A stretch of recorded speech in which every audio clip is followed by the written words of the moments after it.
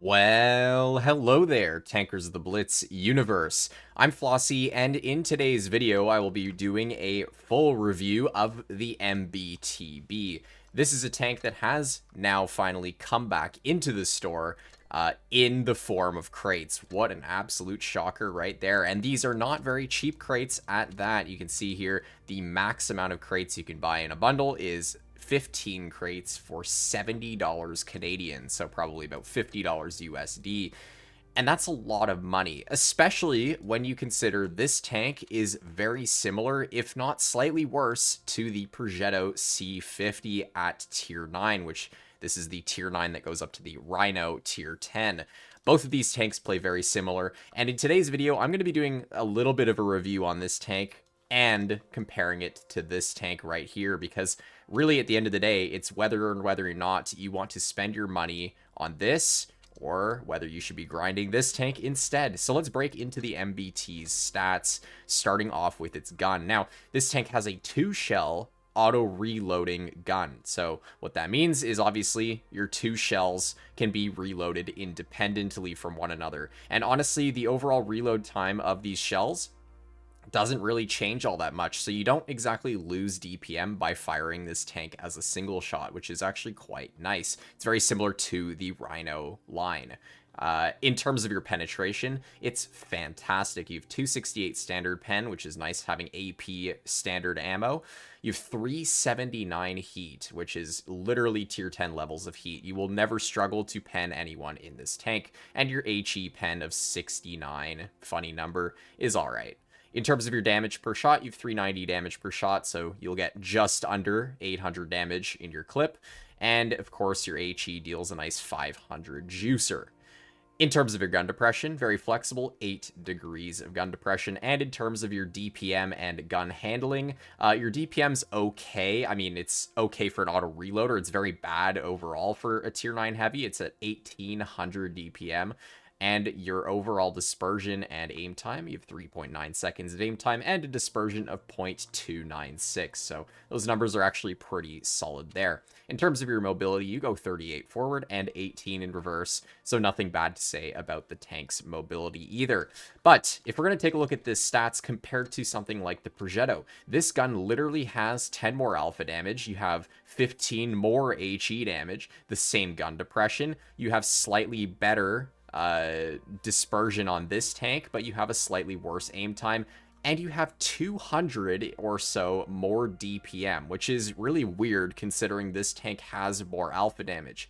The only thing this tank doesn't have is 10 less heat pen. So you have less premium shell pen, but you have 1 more heat HE shell pen. So like there's no difference. Like both of these tanks have fantastic pen.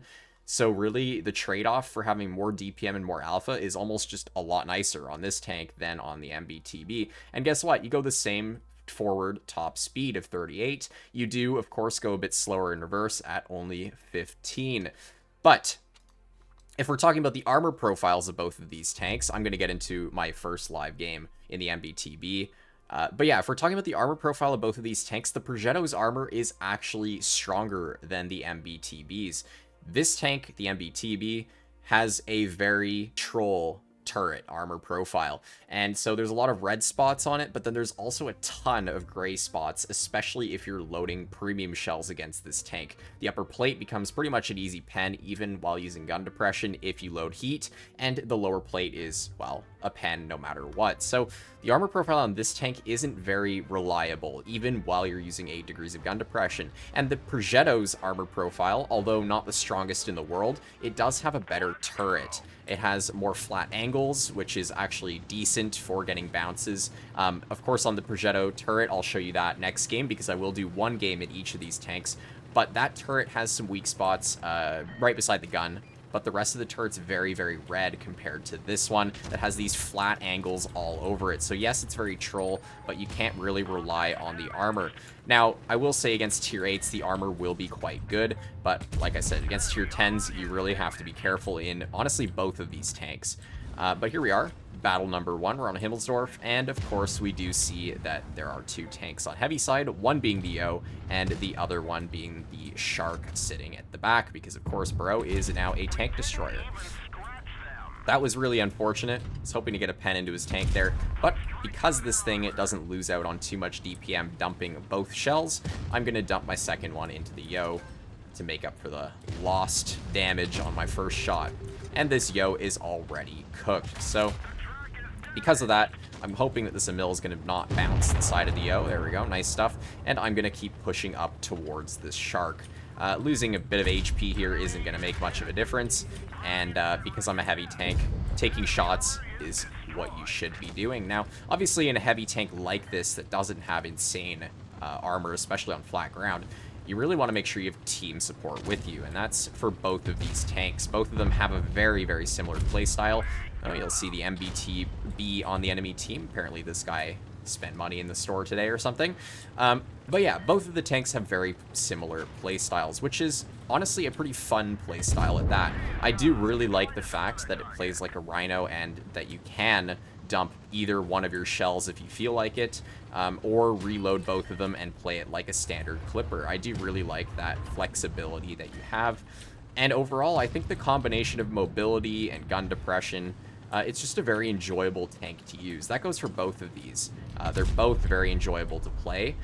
That was a horrible shot from me, and now this guy is dead. Good job. Nice YOLO right there. I do also like the fact that the alpha is pretty solid as well. I do like, obviously, the 400 alpha that the Progetto has, but 390 is still not much of a difference. And honestly, both of them can eat a lot of people's HP away. So anyways, it's a 3v or a 2v4, I guess now. And this VK doesn't really stand much of a chance. So hopefully my teammate will pick him up, and then I can focus on killing the TLS7, or TSL7. Sorry, I always get that name mixed up. But there's one shell into him, and ramming speed. And there we go. 2 shells into him, getting us just over 3,600 damage for our first battle. And I mean, you can see there, I played it very standard, heavy tank gameplay style for a tank that doesn't have as much armor as other heavy tanks. I just stuck it with my team, played it on heavy side, and even on a map with flat ground everywhere, it didn't really matter. You could see the nice clipping power of the tank doing its job. And again, even with 1800 DPM, it's still fine. Like, having no DPM on both of these tanks doesn't really affect the way they play too much. So now we're going to go into game number 2 in the Progetto, because I do want to kind of compare these two tanks, as I felt that was a very good thing to do for this video, especially if it's a video about whether you should be buying the MBT-B over a free tank like the Progetto, because of course all of you guys can just grind the Rhino line for free.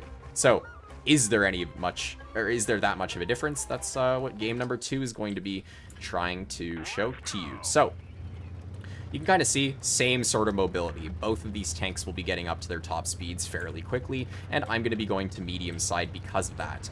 It's nice having a tank with good mobility, because it allows you to play different positions on these maps. You're not stuck to going heavy side like a slow motion or something like that. It's very, very nice to be able to flexibly, that's not a word, flexibly, well, whatever. You can get the idea. It's nice to be able to move around the map. We do see the Hawk 12 and the, whatever that tank was, the Lancin Moose. How fun.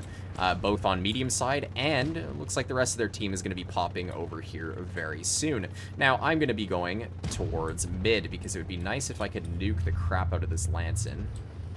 Unfortunately, it doesn't look like he's going to be allowing me to shoot him, but we do get a shell into the CS. He does shoot me back, but because, again, I'm a heavy tank, it doesn't matter if I trade a couple of shells with the enemy. So same sort of gameplay style with this tank. You can see I have 2 shells. I'm just waiting for my second one to reload because I have the time to do so. But if I wanted to shoot single shot, I could also do the same. So at this point, I'm just waiting to see if the enemy is going to poke me. That'd be nice. Or maybe the Hawk 12 is going to let me, ooh, HE him in the side for 690. Holy cow. That was an absolute decimation of that player. And the Chimera also eats my second shell. So, I mean, already we're doing great stuff here. Our team is completely steamrolling the enemy team, and this Lancin is going to stand no chance. So now that I've seen their medium side just evaporate, I'm going to head towards the base, because of course someone is capping it. I'm assuming it's the Contracaro, since I haven't seen him all game. And, oh, never mind. It's the enemy Progetto C50. Okay, well, in that case, I will probably shoot at the Progetto if I can. Okay, well, unfortunately, I didn't fully aim in my shot, so I missed. That's all right, though. I do kind of just want to YOLO this guy. Like, at this point, the game is already over. Doesn't matter if I die. Doesn't matter, you know, whatever happens to me. My team will win this game. So I'm just going to YOLO full speed into the Contracaro. And you can see I'm using my gun to kind of just block him, make it very difficult for him to shoot me. And just like that, he is dead. So with that out of the way, all that's left is the T-32 and the enemy Progetto. Now, I'm just obviously going to load both my shells since I have the time. I'm going to aim that one in. 346 is a horrible roll. And honestly, at this point, I'm just going to go for the damage. We're going to try and get... Oh, please let me get the shell into you. Yes. All right. And the T-32 also gets picked up. Didn't do as much damage in this game, but exact same play style. I stuck with my team, and I made sure I just dumped my shells when I could, reloaded them when I had time, and there you go. 2,700 damage. Again, same sort of thing as the MBT-B. Not the best game in the world, but I did top damage. It is what it is. You guys get the idea. Now, obviously, both of these tanks you'd have to play more passive in tier 10 battles, but you get the idea. Now, bringing up the topic once again of should you buy the MBT-B? I'm going to say absolutely not. These crates are very expensive, and it's only a 5% drop chance to get your hands on the tank unless you spend enough money to get it guaranteed with 30 charms, which is going to eat up a lot of money. Like, that's a lot of money. It's like $100 and something for this tank. And honestly, this tank will be back out for maybe a set gold price. I'm pretty sure it was in the auction, or if it wasn't, I would assume it's going to be in an auction in the future. Until that, if you want a tier 9 with a very similar playstyle to this, get the Progetto. This tank is also fantastic, if not slightly better than the MBT-B, because you have a better armor profile. So I would recommend just getting the Progetto instead, but it's up to you at the end of the day. Now, for any of you out there who are not yet subscribed to my channel, I highly recommend you do so, as it's a fantastic way to support content like this and stay up to date when I post videos almost daily. And with that, I will see you all in the next one. Bye-bye.